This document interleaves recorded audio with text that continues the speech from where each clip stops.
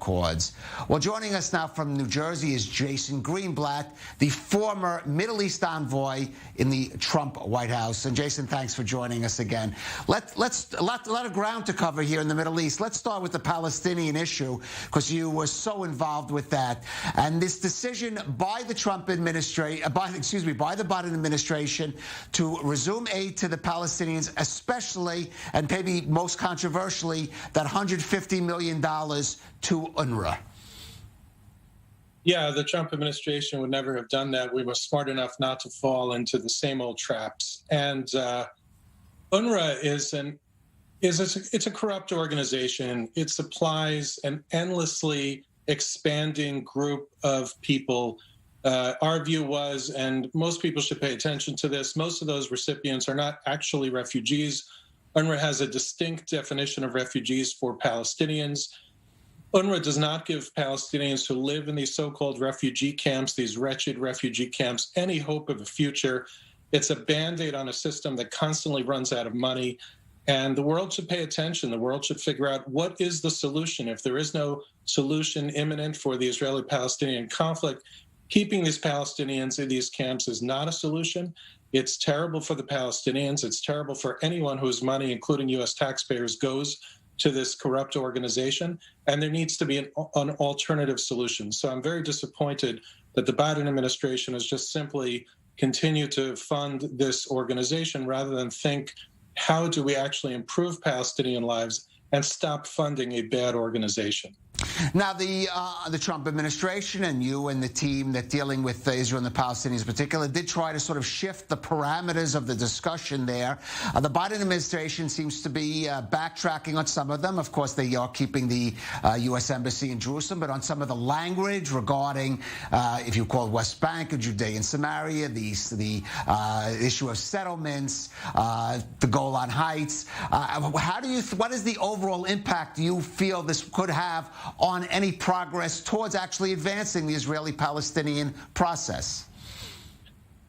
You're right. I think none of it actually advances it. If anything, it goes backwards. My hope is that they don't touch the Golan Heights. There's no indication right now that the Biden administration would change President Trump's designation there. But so many of the other things they started to change, going back to the language, not recognizing the correct terminology of Judea and Samaria, or if one wants to potentially compromise Judea and Samaria, what some call the West Bank, and what should never be called occupied Palestinian territories. But going back to the old language not only drives peace further backwards, it doesn't help Palestinians. It's just a reflexive going back to talking points of decades that yielded nothing. And I would strongly encourage the Biden administration to learn what we learned. And in the end, look what happened under the Trump administration. The Abraham Accords were signed with all the changes that we made to the Middle East file. But we did those changes not lightly, but rather after 3 years, or during 3 years of very, very hard work and study and understanding how language is important, but fake language is not the solution to achieving peace or to bettering lives. Well, let's look now at a pretty big one, certainly here in the Middle East, if not the biggest, the Iran nuclear agreement. Of course, the Biden administration has said it does want to revive it in some form, let's say, perhaps even a revised form. And they have started with these indirect talks that were held in Vienna. So far, we don't see a softening of the Iranian position. How do you assess what's happened on the Iran nuclear issue since, of course, the Biden administration has begun its approach here? Well, it's interesting. The language that President Biden used during the course of the campaign and at the beginning of his administration about making the deal longer and stronger has largely disappeared. You now have an embarrassing situation where the U.S. can't even be at the table. They have to rely on friends in the European Union and others to represent us at the table, which is not helpful. Instead of having the right parties at the table, such as Israel, Saudi Arabia, Qatar, UAE, and others, those who are dramatically and directly affected by Iran, they're relying on Europeans who really don't have much of a dog in this race. And I think I'm worried where the U.S. is going. The fact that all we're trying to do, it seems from the reporting, is get both parties so-called back into compliance, whatever that means, rather than aiming to get it longer and stronger and different and better, because it is a terrible deal. So I'm very, very worried about what this means for the United States of America and for our allies and friends throughout the Middle East. Well, let me ask you, because the Abraham Accords is one of the policies of the, or achievements, if you want to say, of the Trump White House that the Biden administration actually says it does support, wants to continue and expand. But what impact or overspill do you see, from example, some of the moves being taken towards Iran and the Iran nuclear agreement, some of the other moves that the Biden administration has done, for example, in its policies towards Saudi Arabia? What impact do you think that has on the atmosphere created by the Abraham Accords?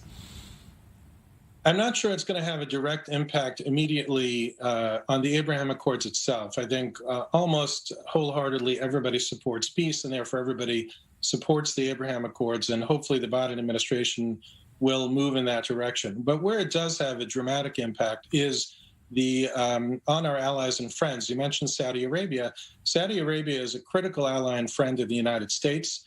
Right now, all I see is the Biden administration moving away from Saudi Arabia, indeed paying some lip service and saying that they support Saudi Arabia's right to defend itself, but making dramatic moves such as removing the terror designation from the Houthi terrorists, the Iran-funded Houthi terrorists, removing some assistance from Saudi Arabia, and really, really not standing by our ally Saudi Arabia, a key ally that's important not only to the GCC, but also to Israel, and therefore also to the United States of America. I'd like to see the Biden administration show Saudi Arabia the respect that it deserves, the respect that we, the United States, need for it to have. And I am afraid for the region right now, unless and until we see how the Biden administration is very, very strong with Iran and does not allow Iran to play games with it, I'm a bit concerned for the region. Right.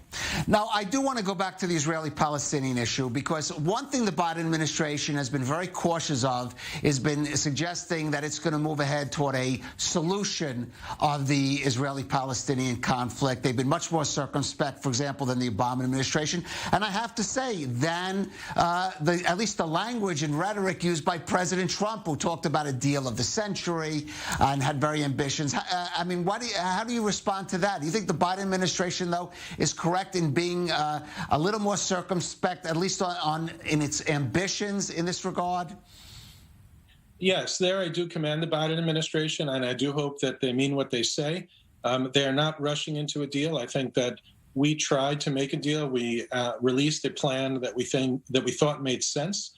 The Biden administration, I doubt, will take up that plan, but I do hope that they recognize that the time is not right now to work on an Israeli-Palestinian solution.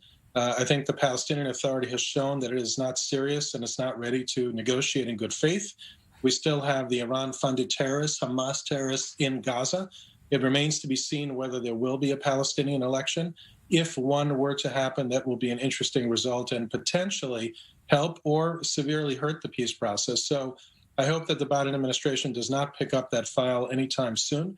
I think that funding the Palestinian Authority, when the Palestinian Authority continues to pay terrorists under their pay-to-slay program, is also a very big mistake. All right, Jason Greenblat, thank you for joining us again on i24 News.